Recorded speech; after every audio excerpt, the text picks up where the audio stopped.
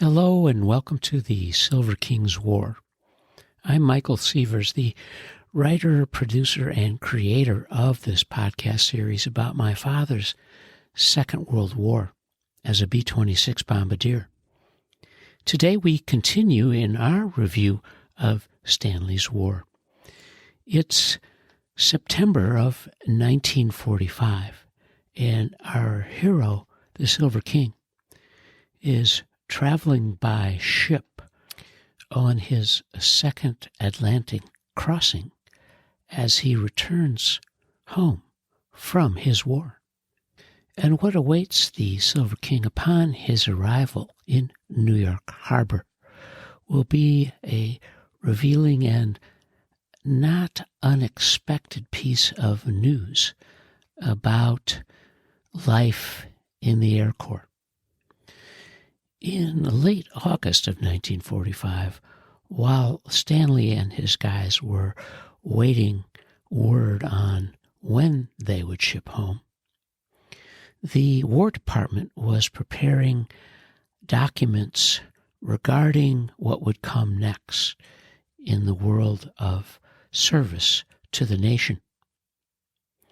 And on the 24th of August in 1945, from Washington, D.C., the War Department issued a memorandum for all officers under the title of Organized Reserve Corps, specifically from the White House, and dated August 20th, 1945. To all servicemen, our country, which you have served so well, needs your continued patriotic support in the Organized Reserve Corps. When you leave the service, I am personally interested that, as an enlisted man, you enlist in the reserves, or that, as an officer, you accept a new commission in the Officers' Reserve Corps. In doing so, you will contribute to the future security of our country immeasurably. Signed, Harry Truman, Colonel, Field Artillery Reserve. Below the President's signature was a letter from the Chief of Staff from Washington on the 23rd of August in 1945. To all members of the Army, to better guarantee the permanence of this peace, I am convinced that it is necessary to build up a strong citizen army. The world must recognize that we are at all times prepared to defend the peace. Furthermore, we owe it to our country and to the comrades who have made the great sacrifice to ensure that never again will Americans be drawn into a war unprepared.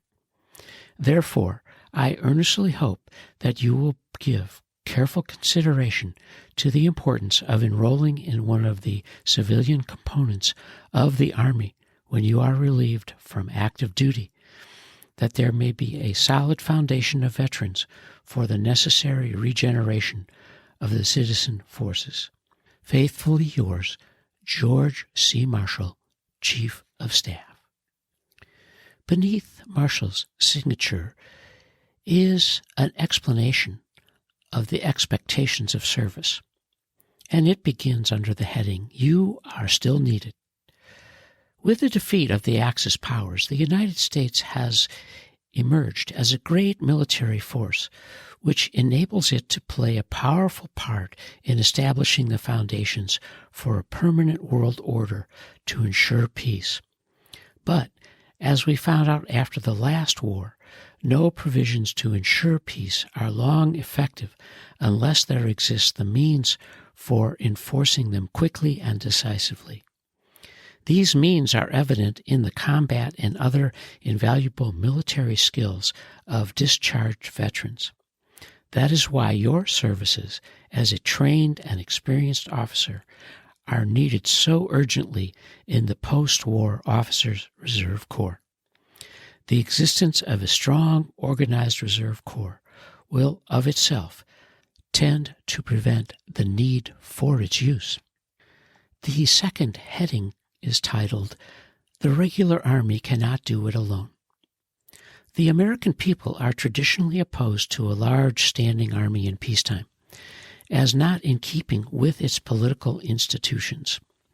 Even if this were not so, the United States could not afford the financial cost of maintaining several million professional soldiers for duties which could be performed effectively and in time by reserve officers and reservists. Heading 3 is called Organized Reserve Corps. The Organized Reserve Corps is one of the 3 components of the Army of the United States. It consists of the Officers' Reserve Corps and the Enlisted Reserve Corps, and is composed of qualified citizen officers and enlisted personnel who voluntarily elect to serve their country in a military status during peacetime as well as war. It is contemplated that reserve units will be effectively organized and trained in time of peace for prompt employment in time of war. The memorandum continues with this heading: Advantages of joining the Officers' Reserve Corps. You will have a military status and definite place in the post-war Army of the United States. As an officer, you will receive an initial 5-year appointment in the Officers' Reserve Corps in the highest grade held at the time of relief from active duty. You will have full opportunity, with your consent, to acquire additional practical experience through temporary active service and to receive promotion by successive steps to any rank for which you can definitely qualify. Specific facilities will be provided to afford the means by which you can qualify for advancement. You will have opportunities to accept tours of active duty with full pay and allowances. In the event of future active duty or of another emergency, you will ensure your continuity of commissioned service for longevity pay as well as for any authorized retirement benefits. You will be able to maintain and enjoy the comradeship of your fellow officers of this war. You may exert an active influence on the future military policy of the United States through membership in the Reserve Officers Association of the United States. This voluntary association of reserve officers has been in existence since 1922 and was largely responsible for the availability of more than 100,000 reserve officers at the beginning of World War II. Most important, you will have the satisfaction of continuous service to your country in peace as well as in war. The next heading is Why You Should Enroll Now. The Officers' Reserve Corps needs the skill and military know-how that you possess. Without your support and that of thousands of veterans who will originally constitute the Officers' Reserve, it would take years to build a dependable reserve. The United States cannot afford to risk its security again by improvising armies after an emergency. Neither can it continue to speak with authority in world affairs unless it maintains the means for backing up that authority. What are the obligations? As an officer, you will be expected to meet the minimum training requirements, which will not be burdensome. It is assumed that Congress will provide the means for active duty training on a broader basis than in pre-war days, thus affording you a wider selection in the type of duty you may elect and in the length of time you may wish to serve. Your patriotic obligation to serve in time of a national emergency will find you adequately prepared. Who are eligible? All male officers who meet the requirements of the final type physical examination given during their normal processing at the separation centers for either general or limited military service and who are separated from active duty under honorable circumstances. The final heading, When and Where to Join. When you are being relieved from active duty at a separation center or other installation, you will have the opportunity to volunteer for further service to your country by accepting a commission in the Organized Reserve Corps. Those who have already been separated may be commissioned by writing to the Adjutant General. The importance of your decision and the effect it will have on the national security cannot be too strongly emphasized. Signed, J.C. Smith, Brigadier General, GSC, Executive for Reserve and ROTC Affairs, War Department Special Staff.